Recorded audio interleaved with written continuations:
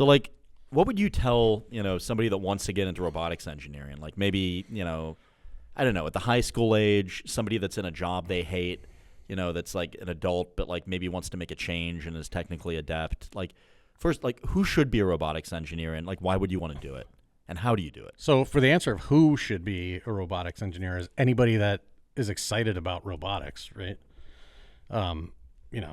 My advice would be, if I can do it, you can do it, right? A long time ago, when I first started wanting to learn calculus, I picked up it's like a really old book, but it's famous, Calculus Made Easy. Nice. I think it was originally written by like Sylvanus P. Thompson or something. Who's Sylvanus P. Thompson? Some guy that wrote this cool calculus book in like in like 1913 that had this cool old sounding name, But one of the phrases that he had in there was something along the lines of like, if these other fools can do it, certainly we can, or so, I love that. Something like that, where it was like, look, people make stuff sound way harder than it is. Rocket science isn't even really rocket science. It's like if you're excited about it and you're passionate about it, and you really want to be involved, you can do it, right? I mean, I came through this like completely, non-traditionally, right? I don't have, a degree.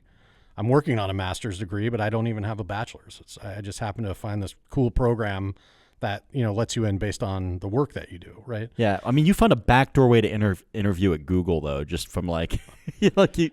Yeah. That was kind of cool. There's always a way to do something if you really want to do it, right? I mean, I know that.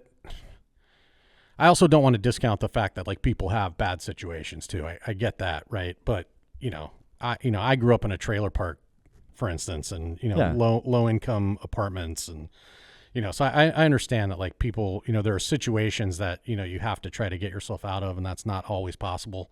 But if you keep swinging the bat, right? If it's something that you really want to do, eventually you'll be able to do it. And to the point that you made earlier, have a growth mindset. Learn from your mistakes and learn from other people's mistakes. I've seen a lot of people go down really bad roads. Growing up in the areas that I grew up, and people that were just as smart or smarter than me. Oh, same here. That just made really terrible decisions and never learned from them, and ended up in worse and worse situations. If you're interested in it and you love doing it, then go for it. I mean, you realistically, I'm not as interested as I am in, for instance, the spacecraft kinematics. I'm probably not going to design an attitude control system.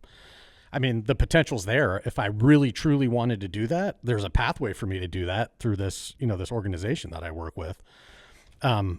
But I'm still going to get to work on something that's going into space, right? Yeah. Which is really the cool thing that I want to do. Every self-respecting engineer wants to work on something that's going into space. Right. So, if you really want to work in robotics, go for it, do what you have fun doing, and B, understand that, you may not always get to do the super cool thing that you may think you want to do, but the harder you try and the more effort you give, the more that you are going to be able to do.